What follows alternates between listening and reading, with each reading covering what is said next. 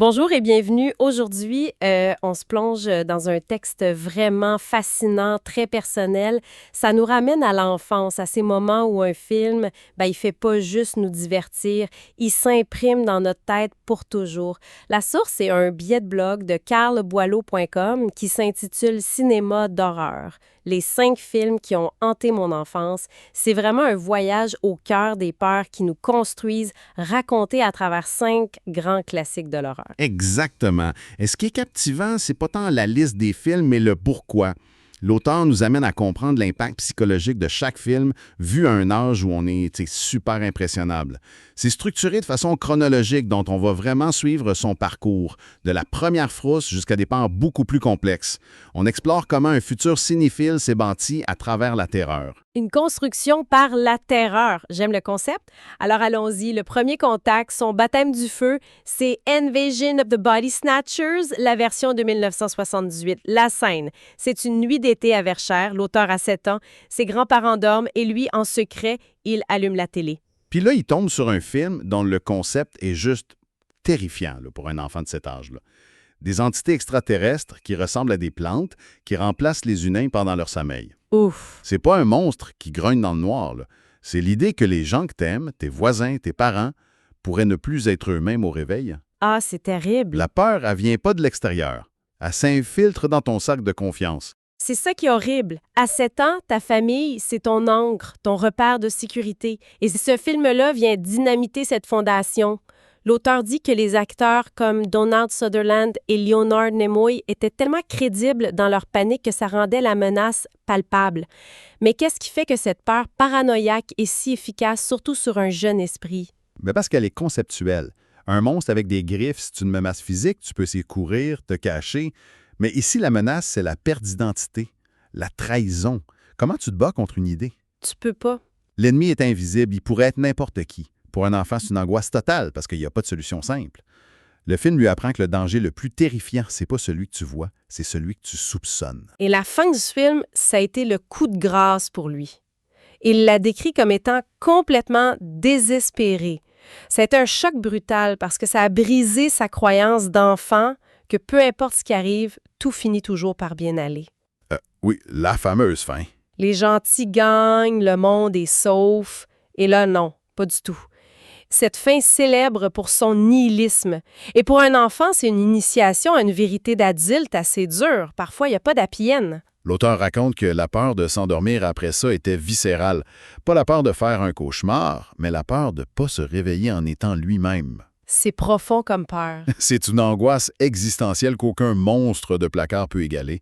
Ce film ne lui a pas juste fait peur. Il l'a fait grandir d'un coup. On passe du sommeil qui trahit à l'eau qui menace. Le printemps suivant, une nouvelle part s'installe.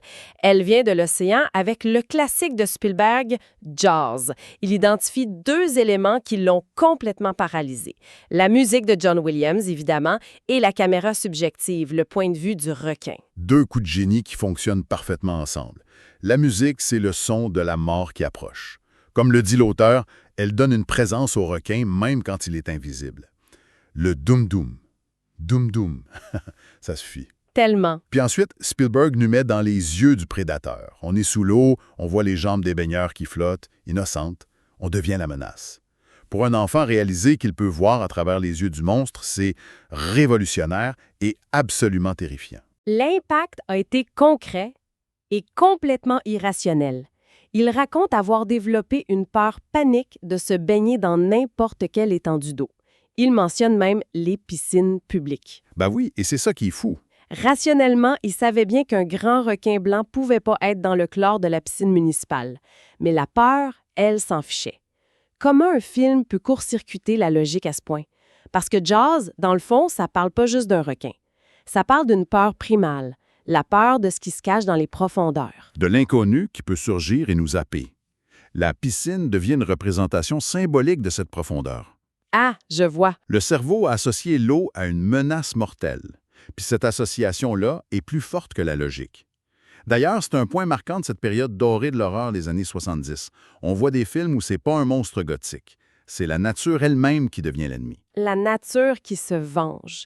Et il y a une scène qui a cristallisé cette peur pour de bon. Oui, Celle où le petit Alex Kinter se fait dévorer sur sa planche, sur une plage bondée de monde. Pour l'auteur, qui était lui-même un enfant, le message était clair et brutal. Personne n'en sécurité. Exact. Même en plein jour, entouré de centaines de personnes, même en étant un enfant, t'es une proie. La sécurité, c'est une illusion. Cette scène a probablement traumatisé plus d'enfants que n'importe quel monstre de film d'horreur classique. Donc, après la peur de ce qui se cache sous l'eau, il est passé à la peur de ce qui se cache dans le noir infini de l'espace. C'est là qu'il découvre ce qu'il appelle son film Alpha, son préféré de tous les temps, Alien. L'histoire de sa découverte est savoureuse. Un ami lui en parle comme du film le plus terrifiant jamais fait. Et là, il réalise que c'est le film que sa mère lui avait formellement interdit de voir. L'interdit parental, le meilleur marketing qui soit. Absolument. Ça a évidemment décuplé sa curiosité. Il s'est donc arrangé pour le voir chez son père. Et Alien, c'est un autre tournant majeur. C'est le film qui a parfaitement fusionné la science-fiction et l'horreur. Ça a créé un sous-genre qu'on appelle maintenant le sci-fi horror. Avant, la science-fiction était souvent plus cérébrale ou aventureuse. Ridley Scott en a fait un cauchemar claustrophobique. L'auteur met l'accent sur deux choses. La force du personnage de Ripley, joué par Sigourney Weaver, et bien sûr la créature. Le xénomorphe, conçu par l'artiste suisse H.R. Giger, il le décrit comme une aberration organique qui hante nos pires cauchemars. Qu'est-ce qui le rend si différent des autres monstres? De ça. Son apparence est un mélange dérangeant de biomécanique, d'organique. Il n'y a pas d'yeux, ce qui le rend impersonnel, implacable. Mais c'est surtout son cycle de vie qui est terrifiant. Le facehugger qui s'agrippe à ton visage, le chestburster qui explose de ta poitrine. C'est une violation. Une violation ultime du corps humain. Le monstre ne tue pas juste, il utilise ton corps comme un incubateur.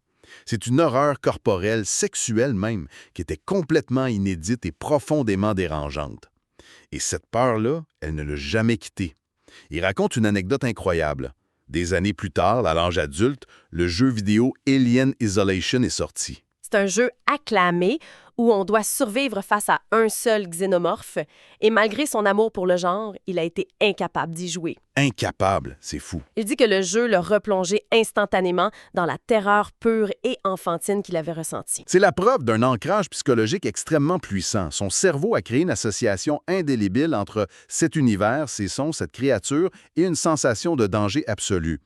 Même avec la conscience d'un adulte et le contrôle relatif d'une manette de jeu, l'émotion primale prend le dessus. C'est plus fort que lui. Le premier visionnement était tellement marquant qu'il a laissé une cicatrice émotionnelle permanente.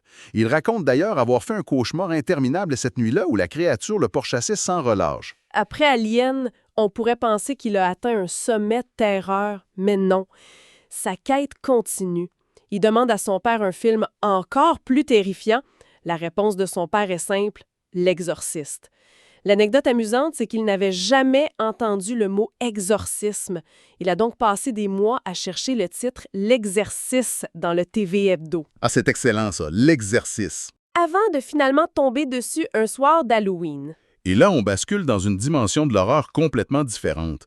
On quitte la science-fiction pour l'horreur spirituelle, métaphysique. Ce qui rend son expérience particulièrement fascinante, et il le souligne lui-même, c'est son ignorance totale du sujet. Oui. Il n'avait reçu aucune éducation religieuse. Les concepts de démon, de possession, du bien contre le mal dans un contexte catholique, c'était du chinois pour lui. C'est un angle incroyable. On pense souvent que le film fonctionne parce que les gens ont ce bagage culturel, cette peur latente de l'enfer, mais lui, il nous dit que c'est justement l'absence de ce bagage qui l'a anéanti. Oui. Le vide total de compréhension a rendu la chose encore plus terrifiante. Exactement. C'est contre-intuitif, mais ça a un sens. S'il avait su ce qu'était un démon, il aurait eu une case mentale pour classer le phénomène. Inquiétante, certes, mais une case quand même. Là, il était devant l'inconnu absolu. Wow! La transformation de la jeune Regan n'était pas l'œuvre d'une entité qu'il pouvait nommer. C'était le chaos pur. Une corruption de l'innocence sans rime ni raison. La terreur était amplifiée parce qu'elle était inexplicable. La peur de l'inconnu à son état le plus pur. C'est ça? Il décrit l'atmosphère du film comme oppressante et les scènes d'exorcisme d'une intensité presque insupportable. On sent bien qu'on n'est plus dans la peur d'être mangé par un requin ou chassé par un extraterrestre. C'est une peur qui s'attaque à l'âme. Absolument. La menace est invisible, immatérielle. Elle peut être n'importe où, à l'intérieur de toi. C'est la peur de perdre le contrôle de son propre corps, de sa propre volonté. Les visions de Reagan possédées l'ont hanté dans ses cauchemars pendant des années. Pour lui, il n'y a aucun doute et il l'écrit noir sur blanc, c'est le film le plus terrifiant de l'histoire du cinéma. On arrive au 5e et dernier film qui complète ce parcours initiatique. L'auteur est maintenant au début du secondaire, il se sent un peu trop cool, un peu trop vieux pour avoir peur, et un soir, en zappant, il tombe par hasard sur The Thing de John Carpenter. Le film l'a pris par surprise, il l'a secoué comme jamais. The Thing, c'est la synthèse et l'apogée de plusieurs peurs explorées avant, mais poussées à leur paroxysme. On retrouve le huis clos angoissant d'Alien, mais cette fois, c'est pas dans l'espace, c'est dans une station de recherche isolée en Antarctique. Et surtout, on retrouve la paranoïa d'Invasion of the Body Snatchers. Alors, c'est comme si la boucle était bouclée, mais en version beaucoup plus intense, plus viscérale. C'est exactement ça. Le concept est terrifiant. Une créature extraterrestre peut assimiler n'importe quel être vivant et l'imiter à la perfection, au niveau cellulaire. Ouf! La question n'est plus qui est l'un des nôtres, mais est-ce que la personne assise à côté de moi est encore humaine? La méfiance devient l'ennemi principal plus encore que la créature. Le groupe se déchire de l'intérieur parce que tout le monde devient un suspect potentiel. C'est terrible. La véritable horreur, c'est pas le monstre, c'est le doute qu'il sème. Ça rend tout le monde potentiellement monstrueux, en fait. Il dit que c'est le film qui l'a fait le plus réfléchir, au point d'en faire le sujet de son travail final pour un cours d'analyse de films d'horreur à l'UQAM des années plus tard. Ah oui, quand même. Il le voit comme une partie d'échec mortel entre l'humain et l'entité. C'est une excellente image. Chaque décision est critique, et le film donne pas de réponse facile. Il est célèbre pour ses effets spéciaux révolutionnaires et, absolument grotesques, qui montrent les transformations de la créature. Mais la vraie tension, elle est psychologique. C'est un film sur l'effondrement de la confiance et la fragilité de l'identité humaine face à une menace qui peut nous voler notre apparence. C'est un chef-d'œuvre qui, selon l'auteur, gagne en valeur avec le temps. En arrivant à la fin de son texte, l'auteur fait une observation qui rassemble tout. Il souligne que ces 5 films, Invasion of the Body Snatchers, Jaws, Alien, The Exorcist et The Thing, ils ont tous été créés dans une fenêtre de temps très courte, entre 1973 et 1982. C'est frappant de le voir comme ça. Il suggère que c'était peut-être une période dorée de l'horreur. C'est un super bon point, et c'est ce qui ressort de son parcours. Cette décennie a été une explosion de créativité pour le genre. Les cinéastes ont arrêté de se reposer sur les monstres classiques de la Universal ou les fantômes gothiques. Ils ont commencé à puiser dans les angoisses contemporaines. Fais-moi quoi, par exemple? La méfiance sociale post-Vietnam, la peur écologique, les progrès scientifiques qui déshumanisent, la perte de la foi. Chaque film de cette liste a exploré une peur fondamentale et complexe d'une manière audacieuse et nouvelle. On a donc la perte d'identité avec Body Snatchers, l'homme face à la nature sauvage avec Jaws. L'horreur cosmique et corporelle avec Alien, le mal spirituel avec l'Exorciste. Et la paranoïa sociale avec The Thing, c'est un véritable catalogue des peurs modernes. C'est ça. Et l'auteur conclut avec une citation de l'écrivain Walter John Williams qui résume parfaitement l'esprit de ces films. Les films d'horreur, comme les cauchemars, fonctionnent parce qu'ils laissent de nombreuses choses à l'imagination du spectateur. J'adore cette citation. Ces films ne nous montrent pas tout.